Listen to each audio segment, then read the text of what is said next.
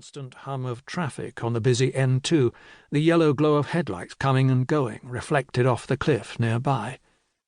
She couldn't possibly choose to lie, resting like that, here. Something must be badly wrong. Only 15 kilometres to the east, the leopard trotted down the path, the light of the full moon superfluous to her. She was heading north, back to her familiar hunting ground, the high cliffs and ravines of the rugged mountains, her territory, her place of safety. She had been here 2 days already, too close to mankind and vehicles, the sounds and smells that made her nervous and denied her sleep, searching for water and prey after the long, scorching summer drought.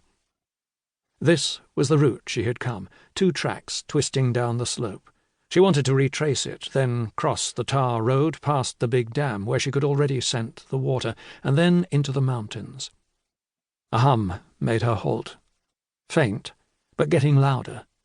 She recognized it, the sound of vehicles. She saw the glow of the lights, saw and heard 2 of them right below her, just there in front of her, come to a stop. Voices. The creak of a gate. She turned back and melted into the shadows of the Feinboss. She could not go home tonight. 2 hours before sunrise, at 5:35, a minibus taxi en route from Umtata to Cape Town turned into the lookout point. The driver needed to relieve himself. He parked and hastily got out. He didn't notice the body on the wall. His passengers were a group of 13 women, seamstresses and dishwashers, domestic workers and cleaners, all of them Xhosa. From the second row of seats, one woman spotted the unnatural shape on the wall. She called out, a cry to heaven. The others woke from slumber, followed her pointing finger. They opened the windows and shouted to the driver. He turned and saw it. In his alarm, he dribbled on his shoe and cursed. He hurriedly zipped up his fly, leaped back into the minibus and closed the door. He switched on the ignition. "No," said one of the women. "Call the police." The driver was reluctant. He knew it would cause hours of delay. His employer would not be happy, and this apparently lifeless white woman had nothing to do with him. He shook his head and put the taxi in gear. The chorus from the back was loud, indignant, and unanimous. "We're not leaving until you phone the police." He sighed, turned off the engine, picked up his cell phone and called the police emergency number. It rang and rang.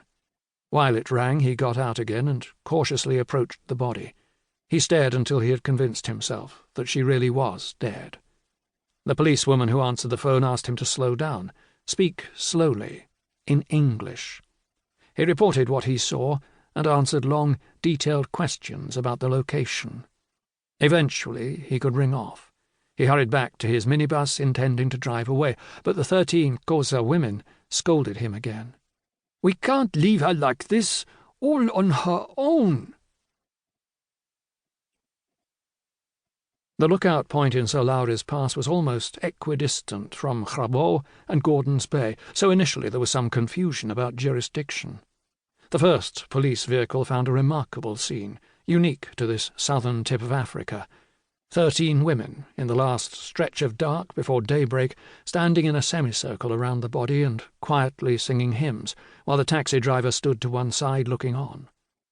More patrol vehicles carrying inquisitive sergeants and constables from the SAPS offices in Grabo and Gordons Bay arrived, and one more from Somerset West.